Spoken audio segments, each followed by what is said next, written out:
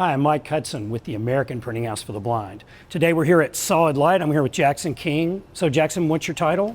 I'm project manager here at Solid Light, and I'm working on the APH dot experience project. Okay, so we're talking about the dot experience. One of the big challenges for the dot experience is to make everything in the exhibits as accessible and as inclusive as possible. That's right. And it's not that Solid Light, which is a major exhibit firm located here in Louisville, Kentucky. It's not like you guys don't have a lot of experience making things accessible.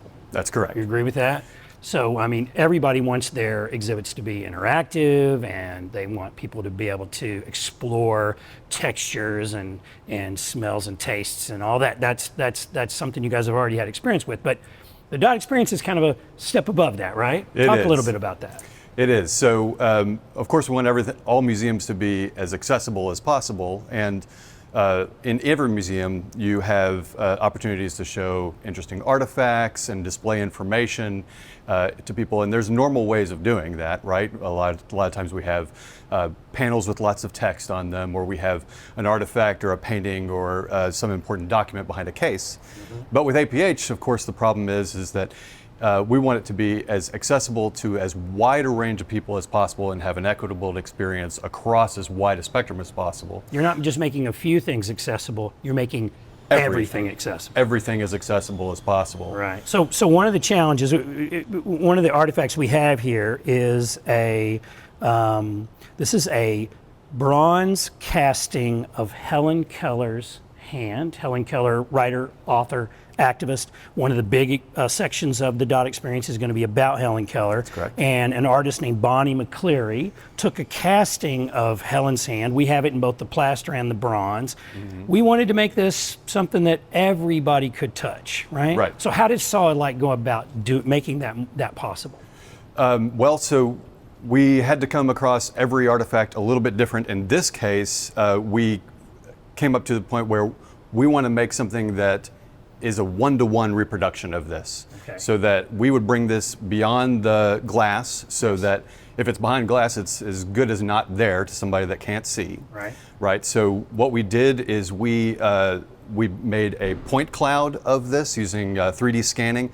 It's a way of making a three-dimensional model in a computer program. Uh-huh. And from that, we are able to 3D print them. So we made these, which are reproductions of that. Wow, it's exact same thing. Every wrinkle in her hand. Every wrinkle in her hand, down to the holes that were where an old mount used to be. Right. Down to the artist stamp here at the bottom. Yeah, I see that. So everything is tactile. Everything can be explored by touch. Now, how durable is this reproduction? Well, this reproduction isn't as durable as we would like it to be for a museum. So what we'll do is essentially the same thing that Bonnie McCleary did, is that we will use this and make a mold from this, and we will pour this probably using a very durable epoxy.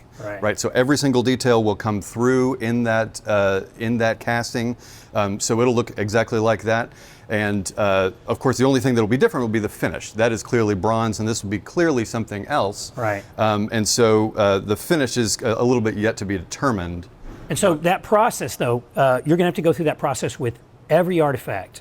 How do we make this accessible? And obviously, you're going to have lots of different ways about doing it. It's not all going to be making a casting. That's correct. But each one has to be very carefully thought out. Every single thing that we want to display visually, we have to display tactilely as well. And here, you're actually constructing prototypes. That's of correct. Some of the display cases. And why would you be already, 2 years out, already making prototypes? Well, because it's really hard. would be the simplest answer, but really it's because we try to explore as many effective methods as we possibly can. Because so you're going to be experimenting?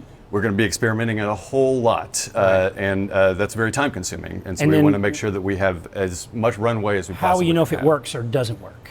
Well, we're going to be working with a focus group here in Louisville that is composed of people with all levels of ability, blind people, low vision people, and everybody in between, because of course I, as a sighted person, can only tell so much about a given product or execution method, right? So I can only take it so far. I need somebody who's representative of those groups to tell me if it was effective or not. Right.